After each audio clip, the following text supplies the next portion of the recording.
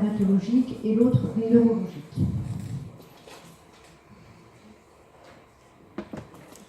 Voilà, déjà, ça donne le ton.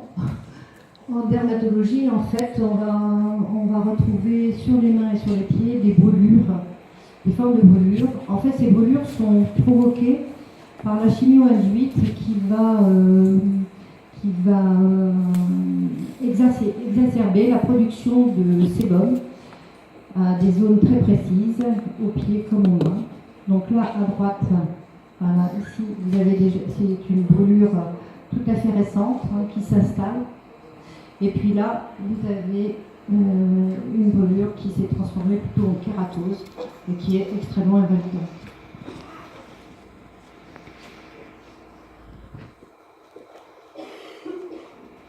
Alors là, ce sont des cas cliniques que moi j'ai rencontrés, donc et que je vous expliquerai après.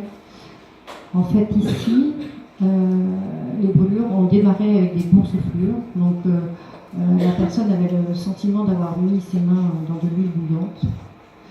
Ensuite, là, on est sur une cicatrisation. Alors, c'est pas la même personne, mais là, ça vous donne un peu la façon dont ça évolue. La cicatrisation, la peau se refait complètement, enfin, il faut plusieurs jours, voire plusieurs semaines.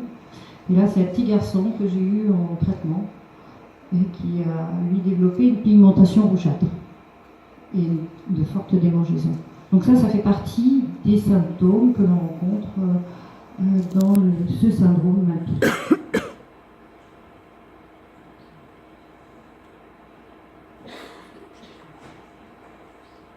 En ce qui concerne les mains, donc je vous expliquais, les brûlures apparaissent toujours dans la même zone de la paume, soit en boursouflure, soit en pigmentation rougeâtre, et surtout accompagnées de fortes démangeaisons. Dans les pieds, on va avoir aussi à peu près les mêmes caractéristiques. Alors, il y a des brûlures qui apparaissent avec boursouflure et des brûlures qu'on aura sans boursouflure. Alors ça, je ne peux pas vous expliquer le pourquoi du comment, mais il y a des personnes qui vont avoir une manifestation un peu différente, mais finalement pour avoir le même handicap.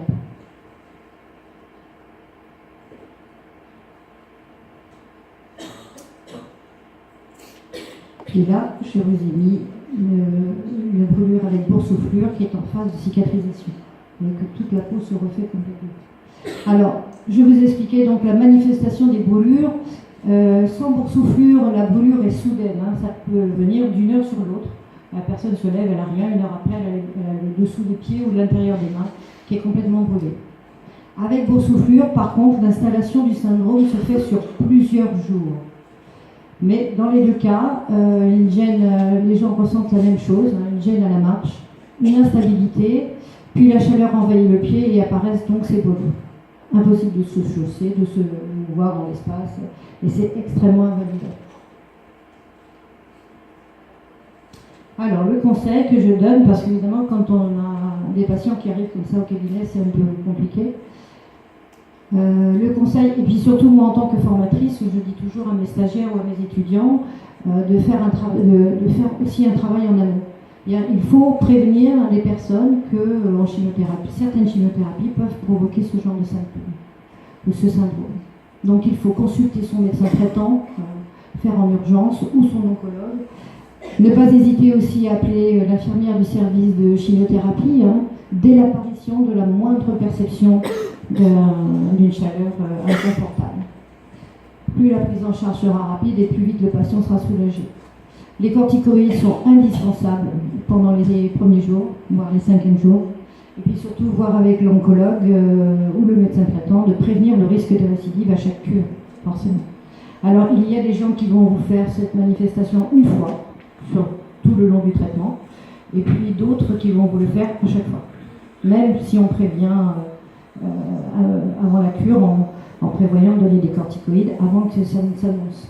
Il y a quand même les corticoïdes pris à l'avance, bien sûr, vont donner une manifestation beaucoup moins importante.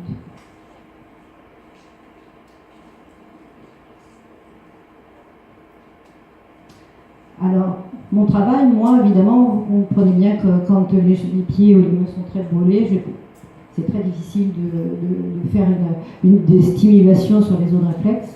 Donc j'utilise l'autre moyen en énergétique chinois, c'est-à-dire que je vais évaluer ce qu'on appelle les 3 foyers ou le triple réchauffeur. Alors je vous explique, sans vous faire un cours de médecine chinoise, je vous explique en gros ce que c'est. Notre triple réchauffeur, nous en sommes tous dotés bien sûr, et on a 3 foyers. Le foyer inférieur qui va de l'ombilic au pubis, et cette énergie, c'est l'énergie du rein, dite héréditaire ou innée. Et elle est entretenue toute la vie par cette énergie acquise que nous accumulons tous les jours, au quotidien. Ensuite, nous avons le foyer moyen qui, lui, part du diaphragme à l'ombilic. Et cette énergie créée par l'appareil digestif sous l'influence de notre alimentation. Ensuite, nous avons le foyer supérieur qui, lui, va du diaphragme à la tête. Et cette énergie dite pure est véhiculée sous l'influence de la respiration. Ce qu'on appelle en médecine chinoise le souffle de vie.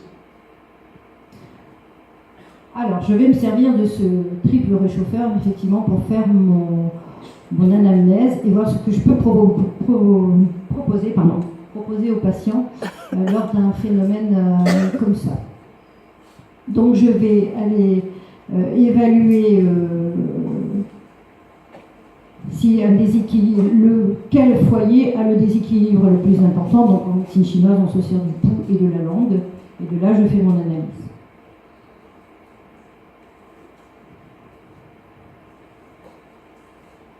Donc l'exemple que je vous ai marqué, selon donc, le foyer en déséquilibre, il faudra rétablir la circulation énergétique.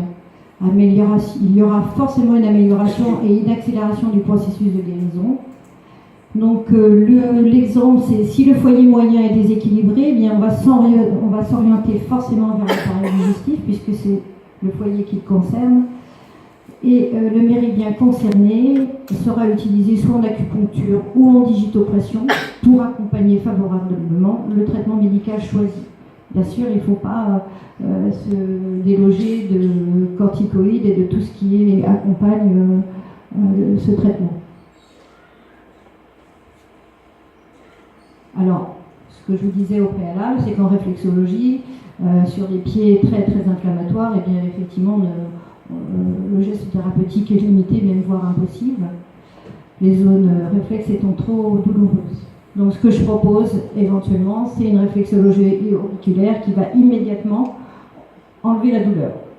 Si ça n'agit pas sur la brûlure elle-même, au moins la personne sera calmée. C'est accompagné de corticoïdes, c'est assez efficace. Enfin, j'ai vu des résultats très très efficaces. Les gens ressortir du cabinet en pouvant à nouveau mettre leurs chaussures. C'était pas très confortable, mais au moins il n'y avait plus la douleur. Alors, dans la rubrique neurologique, il y a deux petits volets. Il y a les parasthésies et les neuropathies.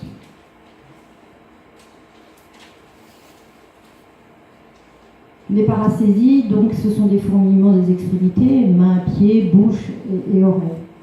Alors, souvent, la réflexion des patients, c'est sensation de gêne à la marche.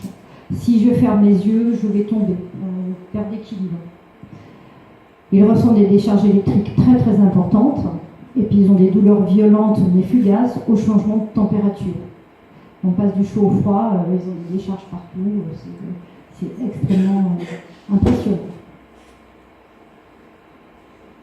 Alors, en réflexologie, comme il existe des points de terminaison nerveuse sur la voûte plantaire, ces points sont dits des points antiques, je vais les travailler avec un petit appareil qui s'appelle un stylomas.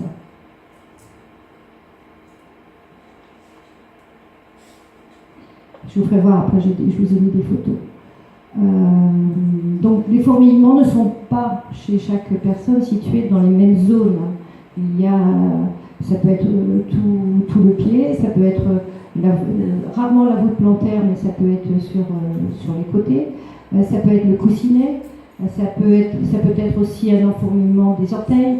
Enfin bon, il faut faire en fonction de ce qui s'annonce.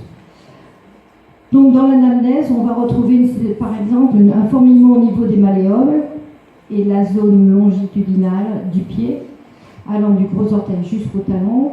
Et bien dans cette anamnèse, on retrouve une sciatalgie ancienne qui, en plus du syndrome même pied, est à nouveau présente et non soulagée. Donc ça veut dire que la personne qui a une pathologie ou une bobologie depuis plusieurs années qui s'est un peu endormie va être réveillée par le syndrome même pied. Et c'est la localisation de cet enfourmillement ou de ces parasthésies qui va me donner ma ligne de conduite pour essayer de le soulager. Alors je vais, dans un premier temps, en libérant la sciatalgie, je vais améliorer considérablement l'inconfort de la parasthésie, de chimio-induite. Je ne vais pas faire disparaître complètement... excusez-moi, j'ai un trou. Je ne vais pas faire disparaître complètement la parasthésie, mais je vais véritablement amoindrir l'inconfort que ça donne. Parce que moi, j'ai vu des gens arriver en marchant comme ça, hein, c'est tenir leur stylo ou leur clé de voiture du bout du doigt, et c'était vraiment insupportable. Voilà, donc je vais utiliser, vous voyez, je vais aller sur des points très précis avec ce petit appareil, hein, le petit, voilà, ça s'appelle un stylomas. Et donc là, dans cette zone, on est sur le plexus lombaire, donc tout l'arbre de sciatique va être soulagé. Ici, on va compléter avec le point du nerf crural, qui est représenté là, sur cette partie-là du pied. Et ensuite, je vais faire le point du nerf vestibulaire qui redonne l'équilibre du corps et qui fait recirculer énergétiquement correctement, puisque moi, je ne parle que d'énergie. Voilà. Alors, les conseils que je donne, bien sûr, la liste n'est pas exhaustive. Ne pas marcher sur des surfaces froides, style le carrelage. Aussi, mettre une serviette mouillée chaude dans la douche. C'est-à-dire, au moment où on prend sa douche ou son bain, il faut mettre un tapis bien chaud, qu'il n'y ait pas de contraste. Hein, parce que quand on va même sur une baignoire en molécules de synthèse ou résine de synthèse, pardon. Et c'est quand même froid. Donc, il faut bien chauffer cette base. Mettre des gants pour aller dans son réfrigérateur, par exemple, parce que le froid et le chaud, ça peut donner ça accentue les fourmillements. Je dis même à ces dames aussi, quand elles lavent les légumes, de mettre des gants ou de laver les légumes à l'eau chaude. Ne pas prendre de boissons, alors au mieux aussi, si les personnes peuvent mettre des gants de coton très fins toute la journée, c'est parfait. L'été, c'est peut-être embêtant, mais c'est quand même, ça soulage. Ne pas prendre de boissons glacées ni de desserts glacés pour les neuropathies. Et puis éviter surtout les courants d'air, le vent vif et le froid. C'est important. Alors par contre, dans les neuropathies, eh bien, moi j'ai la réflexologie comme la médecine chinoise à ses limites, bien sûr. Je ne vais pas pouvoir faire grand-chose parce que la neuropathie avérée peut se manifester ailleurs qu'aux mains et aux pieds. Donc des douleurs qui fluctuent et qui ne se calment jamais. Les gens ont l'impression d'avoir quelque chose qui les ronge. Impossible de dormir, le frottement du drap est insupportable. Moi j'ai essayé diverses méthodes entre la réflexologie, la médecine chinoise, la réflexologie auriculaire. J'ai pas vraiment eu de résultats favorables, donc j'ai pas insisté. Voilà. Dans ce cas-là, je dirige vraiment les patients vers le centre antidouleur qui les prend en charge. Et voilà. Je vous remercie.